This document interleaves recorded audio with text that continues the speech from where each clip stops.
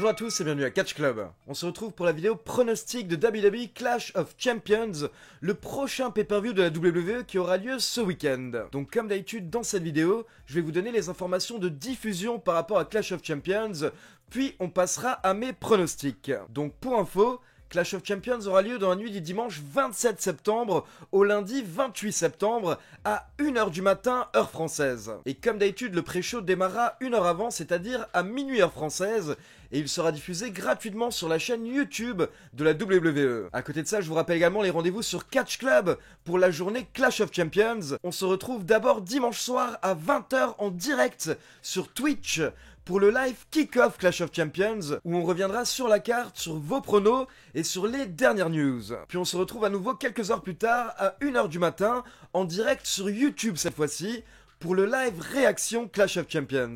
Et j'ai oublié de le préciser, mais je rappelle que Clash of Champions n'est pas diffusé à la télévision française. Si vous souhaitez le voir, il faut s'abonner au WWE Network. Allez, c'est parti, on passe au pronostic du show.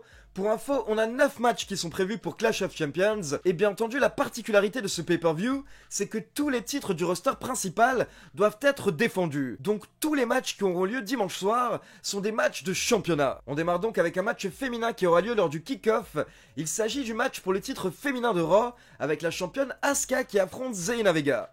Je vois beaucoup de personnes qui sont un petit peu étonnées de voir Zelina Vega directement pusher du côté de Raw parce qu'ils pensent qu'elle n'est pas catcheuse. Mais je tiens à préciser qu'à la base, Zelina Vega est bien une catcheuse, elle est entraînée, et même si on ne la voit pas catcher ces derniers mois, il faut savoir qu'elle s'entraîne toujours à différents sports de combat, et elle poste souvent des vidéos de ses entraînements sur ses réseaux sociaux, où on peut la voir s'entraîner notamment avec son mari Aleister Black. Donc certes, on connaît surtout Zelina Vega en tant que manageuse, mais sachez que c'est bien une catcheuse également. Zelina Vega qui reprend sa carrière de catcheuse car elle s'est séparée de Andrade et Angel Garza. Maintenant, honnêtement, je ne pense pas qu'elle va remporter le titre dès son premier gros match.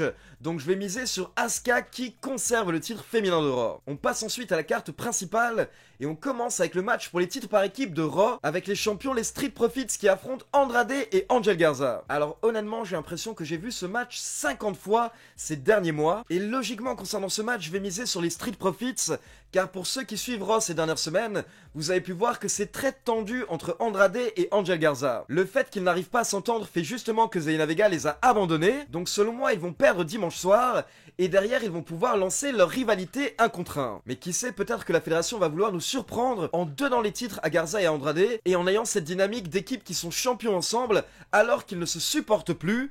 Un petit peu à la manière de Shayna Baszler et Nia Jax. Donc justement, on enchaîne avec le match pour les titres par équipe féminin, avec les championnes Nia Jax et Shayna Baszler contre le Riot Squad, Liv Morgan et Ruby Riott. Et première petite remarque par rapport aux championnes par équipe, je trouve qu'elles sont vraiment très drôles ces dernières semaines lors des segments où on peut les voir ensemble. Ça permet de voir un côté de Shayna Baszler que nous n'avions pas vu jusqu'à présent, et ça permet également un petit peu aux fans d'apprécier Nia Jax, de s'attacher à Nia Jax, car on sait que beaucoup de fans à la base ne l'apprécient pas, car Nia Jax est un petit peu connu pour botcher. En face, on a le Riot Squad qui s'est réuni ces dernières semaines, mais moi je vous avoue que de mon côté ça clique pas vraiment, le nouveau Riot Squad ne m'emballe pas. Donc de mon côté je vais miser sur une victoire de Nia Jax et Shayna Baszler, car je suis curieux de voir ce que peut donner cette équipe lors des prochains mois. Je veux voir un petit peu l'évolution de la relation entre Nia Jax et Shayna Baszler. On enchaîne avec le match pour les titres par équipe de SmackDown, avec les champions Cesaro et Shinsuke Nakamura qui affrontent la Lucha House Party. Comme vous le savez, ces dernières semaines, Kalisto a effectué son retour, mais Kalisto nous montre un côté un petit peu méchant ces dernières semaines, et on peut imaginer qu'il va effectuer un heel turn prochainement. Kalisto s'est notamment autoproclamé le leader de la Lucha House Party, et ça n'a pas plu à Grande Métallique et Lince Dorado. Donc clairement j'imagine que lors des prochaines semaines la Lucha House Party va se séparer. Du coup je vais tout de même plutôt miser sur Cesaro et Shinsuke Nakamura,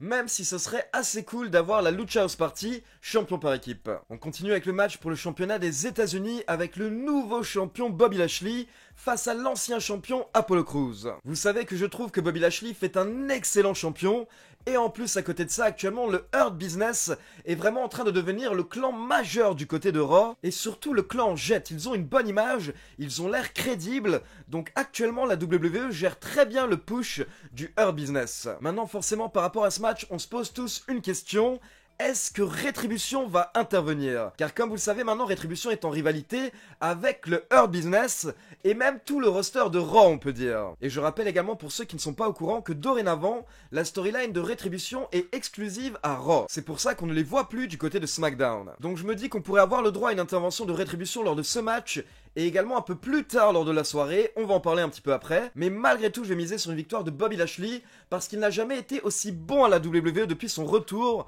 donc je pense qu'il faut lui laisser le titre des États-Unis. On continue maintenant avec le match de la carte qui me fait le plus rêver personnellement, il s'agit d'un ladder match pour le titre intercontinental avec Jeff Hardy contre AJ Styles contre Sami Zayn. Comme vous le savez, Jeff Hardy est le champion intercontinental, mais Sami Zayn a également sa propre ceinture de champion, car pour rappel, Sami Zayn était champion intercontinental jusqu'au confinement, et quand Sami Zayn a décidé de rester confiné, la WWE lui a retiré le titre, mais il ne l'a jamais perdu. Donc ça fait des semaines depuis que Sami Zayn a effectué son retour qu'il s'autoproclame champion intercontinental, alors qu'il ne l'est plus. Et nous avons également AJ Styles qui se plaint d'avoir perdu le titre injustement, car Jeff Hardy a utilisé sa protection au niveau du genou lors de son match face à Styles pour remporter le titre. Donc là, on a énormément de talent dans ce match, et en plus, on a des échelles, donc comme je vous l'ai dit, moi ça me fait rêver, je m'attends vraiment à un énorme match. Donc j'espère ne pas être déçu, et honnêtement, j'imagine que la WWE va laisser le titre à Jeff Hardy.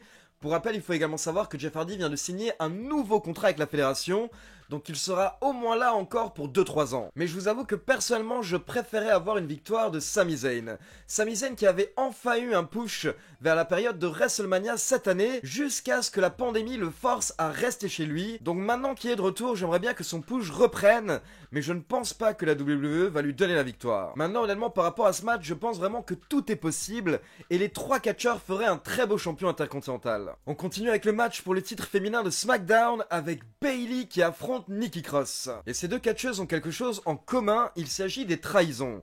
Car ces dernières semaines, Bayley a trahi sa meilleure amie Sasha Banks en l'attaquant violemment. Et à la même période, on a Alexa Bliss qui, un petit peu de nulle part, a attaqué Nikki Cross et elle lui a porté le Sister Abigail. Donc par rapport à ce match, je ne pense pas qu'Alexa Bliss va vraiment intervenir, car à mon avis maintenant Alexa Bliss va plus se tourner vers The Fiend. Par contre, je m'attends potentiellement à une intervention de Sasha Banks. À mon avis, Bayley va remporter son match, ça il n'y a aucun doute. Mais par contre, je verrais bien Sasha Banks qui intervient après le match pour essayer de se venger sur Bayley. Mais Bayley réussira à prendre la fuite, et donc derrière ça va commencer à créer la frustration des fans. Car derrière on sera tous impatients, on voudra tous voir Sasha Banks botter les fesses de Bayley, et j'imagine que la WWE va nous faire attendre plusieurs semaines, voire même plusieurs mois, avant de finalement nous donner ce match. On enchaîne avec un match de l'ambulance, un ambulance match, avec le champion WWE Drew McIntyre qui défend son titre face à Randy Orton. Et la rivalité entre Randy Orton et Drew McIntyre est l'une des meilleures rivalités de l'année du côté de la WWE. Pour ceux qui suivent Catch Club, vous savez à quel point j'admire Randy Orton, mais en particulier ces derniers mois, car honnêtement on dirait qu'il n'a jamais été aussi bon. Randy Orton est un petit peu comme le vin, il s'améliore avec le temps, et là il a atteint une certaine maturité, ce qui fait qu'il sait exactement quoi faire dans le ring, et au micro, il n'a pas peur de mettre en avant de jeunes stars comme on l'a vu faire avec Keith Lee récemment, et à côté de ça, pour le moment, il est en train de donner les meilleurs moments du règne de Drew McIntyre. Donc personnellement, j'avais déjà misé sur Randy Orton lors des pay-per-view précédents, et je vous avoue que je vais encore le faire dans cette vidéo pronostic. Je vais miser sur une victoire de Randy Orton car je pense que c'est le moment. Randy Orton est tout de même plutôt vers la fin de sa carrière, donc je trouve qu'il mérite d'avoir le titre une 14e fois, surtout par rapport à ce qu'il nous propose ces derniers mois. Mais attention, je tiens à préciser que je n'ai rien contre Drew McIntyre, je l'adore également, et pour moi c'est un très bon champion. Vous savez que je souhaitais énormément qu'il remporte le titre, mais malheureusement le problème de son règne actuel c'est qu'il n'y a pas de public.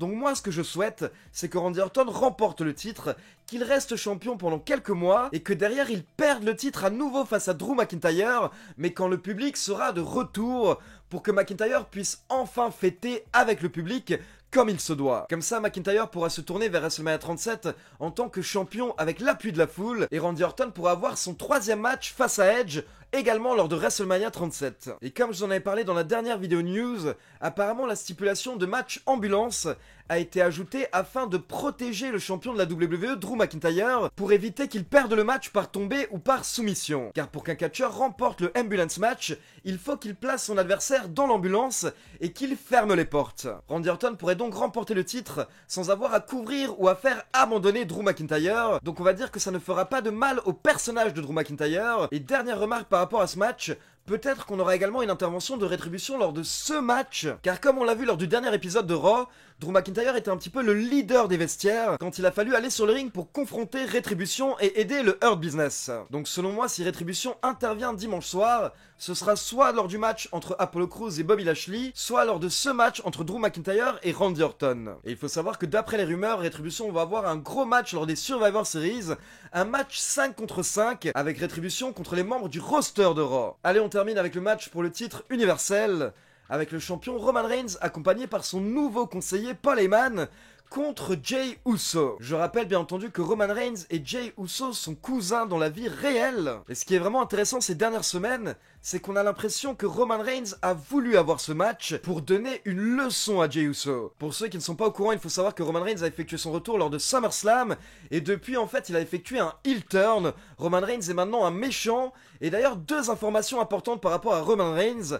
La première, c'est qu'il a annoncé qu'il va changer de tenue pour ses prochains matchs, et apparemment dès Clash of Champions, il va catcher torse nu. Et la deuxième information, c'est que Roman Reigns a annoncé cette semaine qu'il va bientôt également changer de thème d'entrée. Donc Roman Reigns essaye de nous expliquer qu'il est en train de développer un nouveau personnage, donc ça va prendre quelques semaines, ça va prendre du temps. Il demande aux fans d'être patients, car Roman Reigns essaye de nous raconter une histoire. Et moi, comme je vous l'ai dit, personnellement, j'attendais le heel turn de Roman Reigns depuis des années, donc j'adore la nouvelle version de Roman Reigns. Et je sens vraiment en fait qu'il va vouloir défoncer Jey Uso dimanche soir pour vraiment nous faire comprendre que maintenant c'est un nouveau Roman Reigns qui n'en a rien à faire de sa famille, qui n'en a rien à faire de ses cousins, il n'en a rien à faire non plus des fans, il est uniquement là pour être champion et show up and win comme il le dit, c'est-à-dire venir catcher, gagner et se casser. Donc bien entendu, logiquement par rapport à ce match, je vais miser sur une victoire du Big Dog Roman Reigns qui conserve le titre universel. Et la question que je me pose, c'est qui sera son prochain adversaire et est-ce que The Fiend va venir réclamer un match revanche? Donc voilà, c'est tout pour les pronostics de Clash of Champions. Maintenant, comme d'habitude, c'est à vous. N'hésitez pas à me laisser vos pronos dans les commentaires. Et bien entendu, n'oubliez pas de liker la vidéo, de vous abonner à la chaîne et de cliquer sur la petite cloche pour être informé de la sortie des prochaines vidéos. Et d'ailleurs, au cas où vous l'avez raté, je tiens à préciser qu'aujourd'hui j'ai sorti 2 vidéos. En effet, il y a quelques heures, j'ai également sorti l'unboxing du colis surprise que m'a envoyé 2K France pour la sortie de WWE 2K Battlegrounds. Donc n'hésitez pas à checker la vidéo. Ciao tout le monde!